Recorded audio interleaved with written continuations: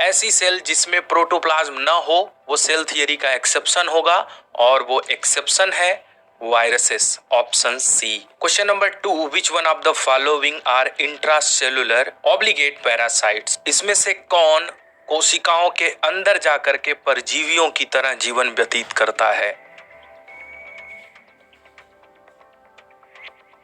वैसे तो ये सभी फंजाई, प्रोटोजोवंस, बैक्टीरिया और वायरसेस डिजीज कॉज करते हैं हमारे अंदर, लेकिन इंट्रासेलुलर अगर आपसे पूछा जा रहा है तो उसमें सबसे प्रमुख है viruses. Question number 3, viruses were discovered by, विषाणुओं की खोज किसने की थी?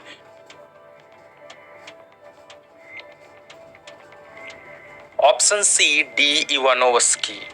Question number 4, the virus is constituted by, विषाणुओं का निर्माण किस चीज से होता है?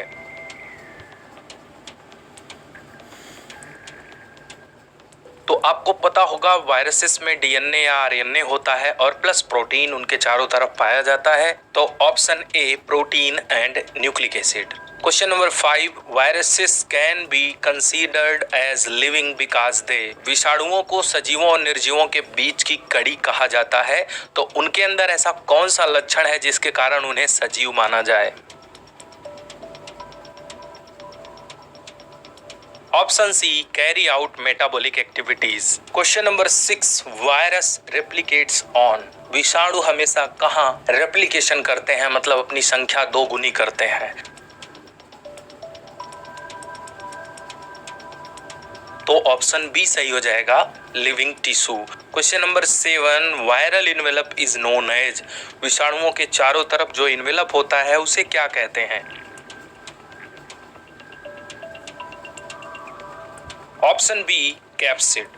Question number 8, hereditary material present in virus is, विषाणुओं में जो आनुवांशिकी पदार्थ होता है वो क्या है?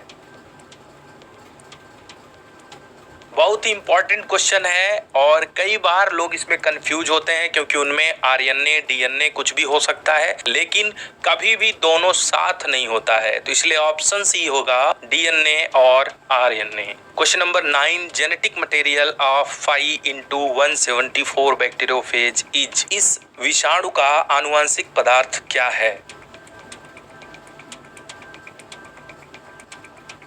तो इसमें सिंगल स्ट्रैंडेड डीएनए पाया जाता है, इसलिए option A SS DNA. Question number 10, in reo virus the genetic material is, reo viruses में जेनेटिक मटेरियल यानी आनुवंशिक पदार्थ क्या होता है?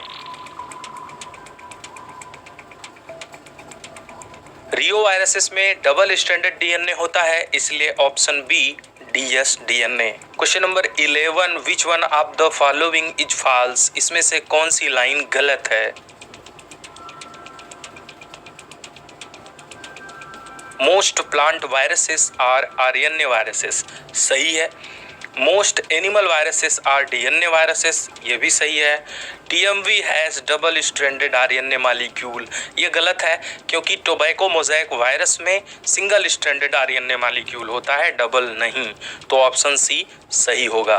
Question number 12, bacteriophage is the name given to, bacteriophage का नाम बैक्टीरियोफेज क्यों है? Option B, a virus that infects a bacterium, क्योंकि ये एक विषाणु है जो बैक्टीरिया को इन्फेक्ट करता है। Question number 13, viral genome incorporated and integrated with bacterial genome is referred to as, विषाणु का जीनोम जब बैक्टीरिया के जीनोम से इंटीग्रेट कर जाता है, मिल जाता है, तो उसे क्या कहते हैं? Option C, prophage. Question number 14, the process that can not takes place in the absence of viruses, विषाणुओं की अनुपस्थिति में कौन सी क्रिया नहीं हो सकती?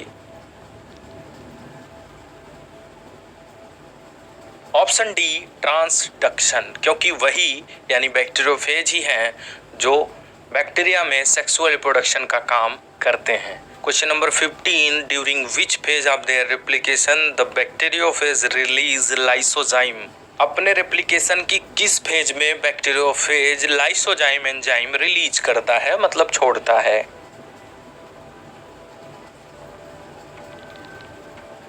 तो बैक्टीरियोफेज जब बैक्टीरिया की सेल वॉल पर पेनिट्रेट करता है तो लाइसोजाइम एंजाइम छोड़ता है ताकि उसकी वाल को गला सके, तो option B penetration. Question number 16, enveloped virus infects enters the host cell through. जो इन्वेलप्ड वायरस होते हैं वो होस्ट सेल के अंदर कैसे एंट्री करते हैं?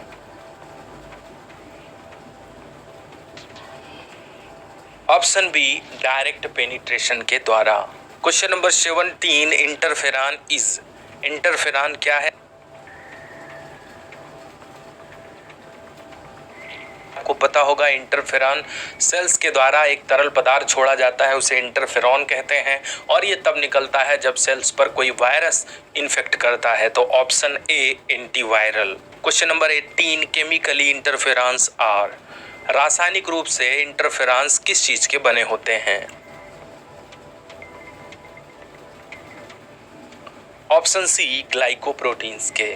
Question number 19, if a person shows production of interferons in his.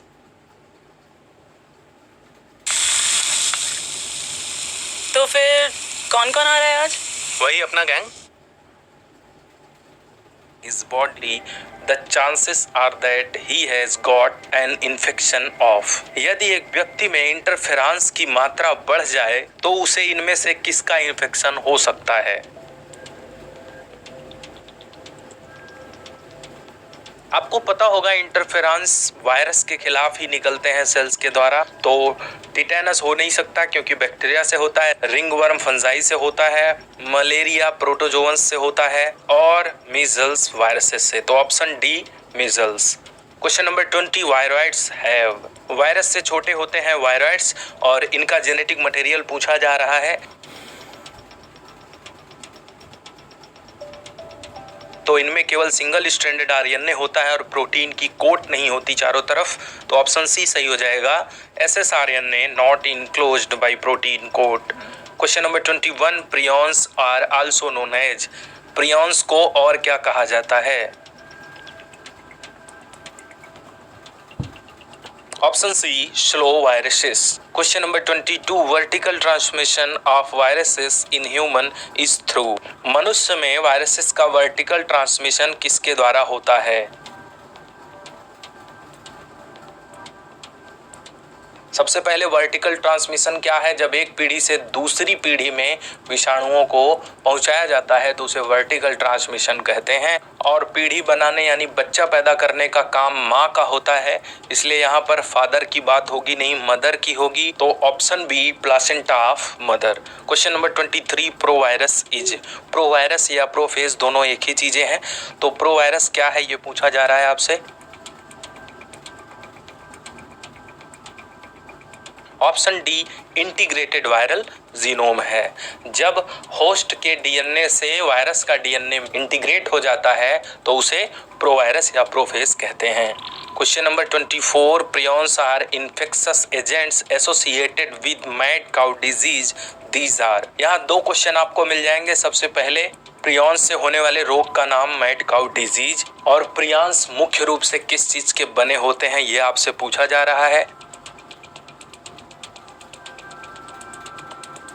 तो ऑप्शन सी प्रोटीन्स, क्योंकि प्रियॉन्स में केवल प्रोटीन होता है, डीएनए या आरएनए नहीं होते। Question number 25, viruses inter plant cells only through.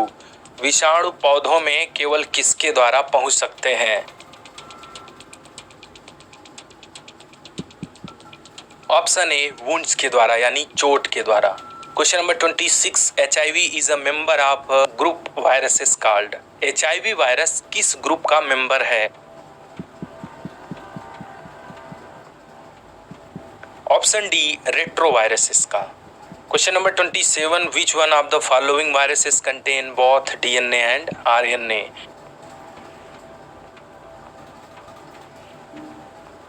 ये एक एक्सेप्शन है क्योंकि कभी भी डीएनए और आरएनए दोनों साथ में नहीं पाया जाता, लेकिन एक वायरस ऐसा है जिसमें ये दोनों काम साथ साथ करते हैं, तो ऑप्शन बी ल्यूकोवायरस, जो कि एनिमल्स में डिजीज कॉज करता है। Question number 28, in which virus DNA is double stranded. इनमें से किस विषाणु में डीएनए डबल स्ट्रैंडेड होता है?